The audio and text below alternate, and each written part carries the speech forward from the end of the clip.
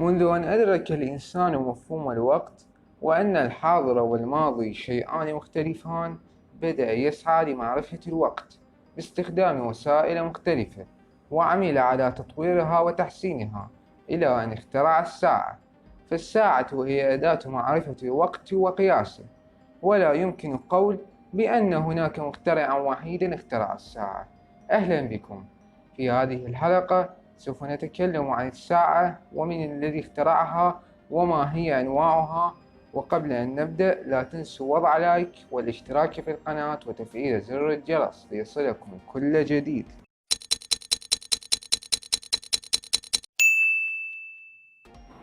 كان السومريون هم أول شعوب الأرض التي اهتمت في الوقت، فقد نجحوا في حساب السنة من خلال الشمس، حيث تتبعوا حركة الشمس منذ شروقها في اليوم الأول إلى شروقها في اليوم الذي يليه.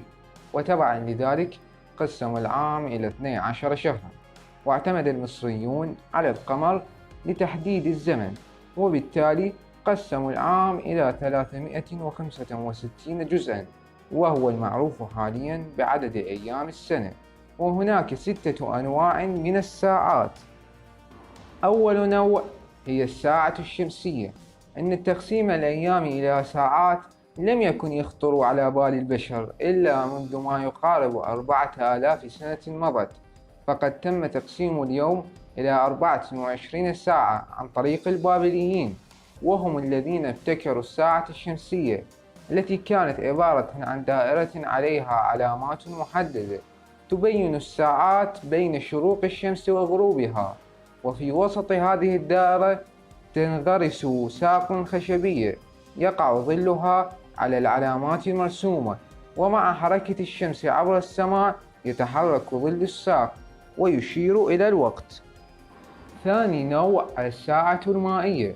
أدرك المصريون القدامى منذ نحو 3400 سنة أن تدفق الماء من ثقب صغير في وعاء ممتلئ بالماء يحدث بمعدل ثابت، وبإدراكهم لهذه النقطة الهامة تم اختراع الساعة المائية، حيث كان الماء في هذه الساعة يتدفق من ثقب قريب من قاع إناء من الحجر، تاركا علامات على جدران الوعاء، وهذه العلامات المحفورة على الجدران هي التي تبين الساعات.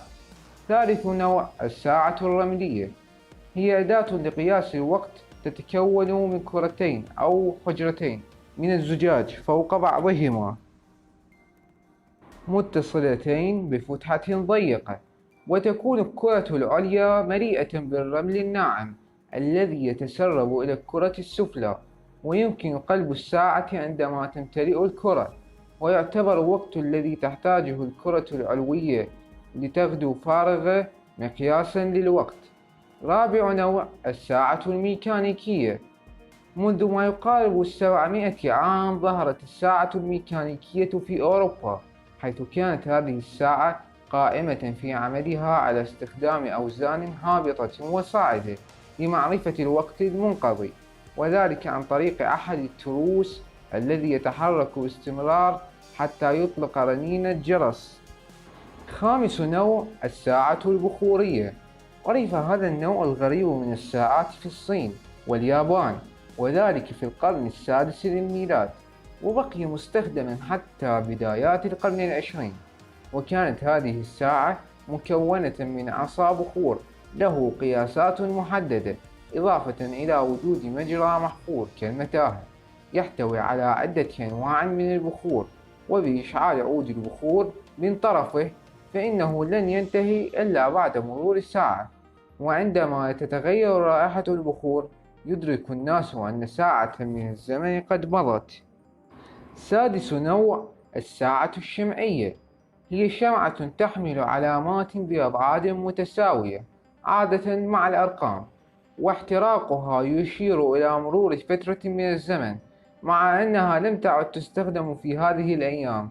الساعة تقدم وسيلة فعالة لمعرفة الوقت في داخل البنايات في الليل أو في يوم غائم. في أواخر القرن السابع عشر أصبحت الساعة صغيرة وخفيفة بدرجة سمحت بوضعها داخل جيب المعطف، وكانت ساعات الجيب الأكثر انتشارا على مدى أكثر من 200 عام، وأصبحت ساعات اليد شائعة في أواخر القرن التاسع عشر الميلادي. والآن إلى لغز الحلقة.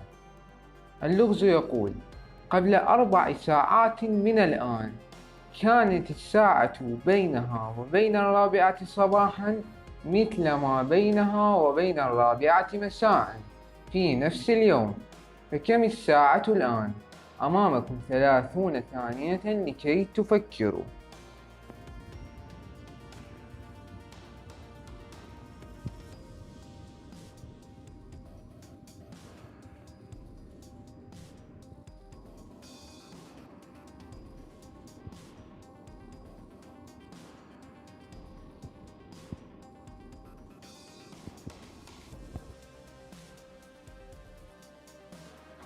هل عرفتم الحل؟ كانت الساعة في المنتصف بين 4 صباحا و4 مساء، أي في 10 صباحا، ولكن هذا كان منذ 4 ساعات. إذن الساعة الآن 2 بعد الظهر. شكرا لمشاهدتكم.